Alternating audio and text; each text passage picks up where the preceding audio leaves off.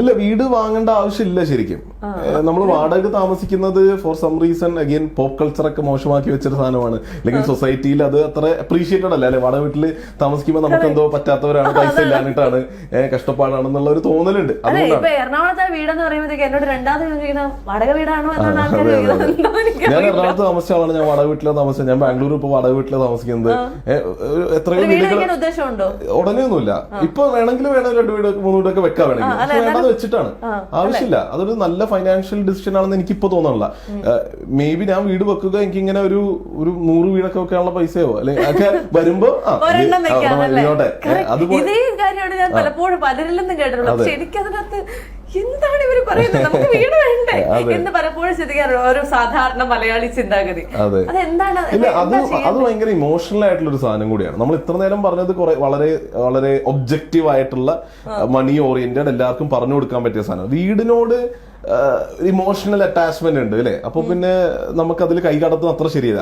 Again ആ ഇമോഷൻസിനെ മാറ്റി വെച്ച് വളരെ സ്റ്റാറ്റിസ്റ്റിക്കലി നമ്പേഴ്സ് വെച്ച് പറയുകയാണെങ്കിൽ വീട് വെക്കേണ്ട ആവശ്യം മേ ബി ഉണ്ടാവില്ല.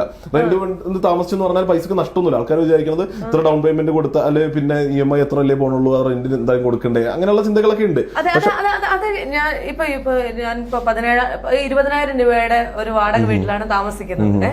അപ്പൊ നമ്മൾ ആലോചിക്കുന്നത് എന്താണ്, ബാങ്കിൽ നിന്ന് ലോൺ എടുത്തു കഴിഞ്ഞാൽ ഈ വല്ല 20 or 22 രൂപയായിരിക്കും EMI അടയ്ക്കേണ്ടതുള്ളൂ.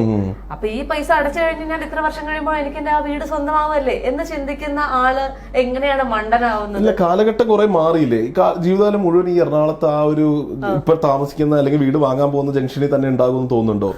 അങ്ങനെ തോന്നുന്നുണ്ടെങ്കിൽ നമ്മൾ നമ്മുടെ ആസ്പിറേഷൻസിനെ നമ്മൾ ലിമിറ്റ് ചെയ്യല്ലേ. We never know where life is going to take us. അപ്പൊ ജീവിതം ഭീകരമായി മാറാം, നമ്മൾ വേറെ നാട്ടിലേക്ക് പോകാം, നമുക്ക് ആ ഒരു ഫ്രീഡം കൊടുക്കണ്ടേ. അപ്പൊ വീട് നമ്മൾ അങ്ങനെ പിൻ ചെയ്യുക കൂടിയല്ലേ ഒരു സ്ഥലത്തേക്ക്. അതിന്റെ ആവശ്യമുണ്ടോ ശരിക്കും? അത് മാത്രമാണോ ഈ പറയുന്നതിനകത്തുള്ള ഒരു ലോജിക്? അത് മാത്രമല്ല, ഈ പറയുന്ന പൈസേനെ നമുക്ക് അല്ലാതെ ബുദ്ധിപരമായി വേറെ സംഭവങ്ങളിൽ ഉപയോഗിച്ചാൽ ബെറ്റർ ഗ്രോത്ത് കിട്ടും. വീടിൽ അത് അവിടെ സ്റ്റക്കായി പോവുകയാണ്. വീട് ഒരു അസറ്റ് അല്ല എന്ന് പറയുന്നത് അതിന് ലിക്വിഡേറ്റ് ചെയ്യാൻ പറ്റില്ല. നമ്മൾ കുറെ പൈസ കൊടുത്ത് അത് വാങ്ങിച്ചു, നമുക്ക് എന്തെങ്കിലും ആവശ്യം വന്നാൽ ആ വീട് വിറ്റാന്നൊക്കെ പറഞ്ഞാൽ ഭയങ്കര പാടുള്ള സംഭവമാണ്. അപ്പം ഒട്ടും ലിക്വിഡേറ്റ് ചെയ്യാൻ പറ്റില്ല. Cash flow ഇങ്ങോട്ടില്ല. ഇൻഫാക്ട് അങ്ങോട്ടേക്ക് അതിനെ മാനേജ് ചെയ്യാൻ അങ്ങോട്ടേക്ക് പൈസ ഇടണം. നമ്മൾ പറയുമ്പോൾ റെന്റ് എന്നൊക്കെ കൂട്ടുള്ളൂ. റെന്റും എന്താ പറയാ EMI കമ്പയർ ചെയ്യും.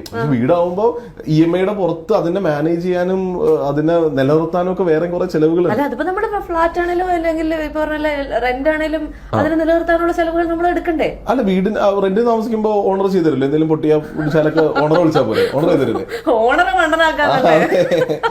അപ്പൊ അങ്ങനെയുണ്ട്. അപ്പൊ ആ ഒരു ഇമോഷണൽ മേ ബി കുറച്ച് നമ്പേഴ്സ് വർക്ക്ഔട്ട് ചെയ്താൽ ചിലപ്പോൾ എവിടെയെങ്കിലും ഒക്കെ നമുക്ക് ആ ഇമോഷനും കൂടെ കുറച്ചിടുമ്പോൾ വീട് വാങ്ങാന്ന് തോന്നും. പക്ഷേ ഈ പറഞ്ഞ പോലെ നമുക്ക് നമ്മുടെ ജീവിതത്തിൽ മാറ്റങ്ങൾ സംഭവിക്കാം.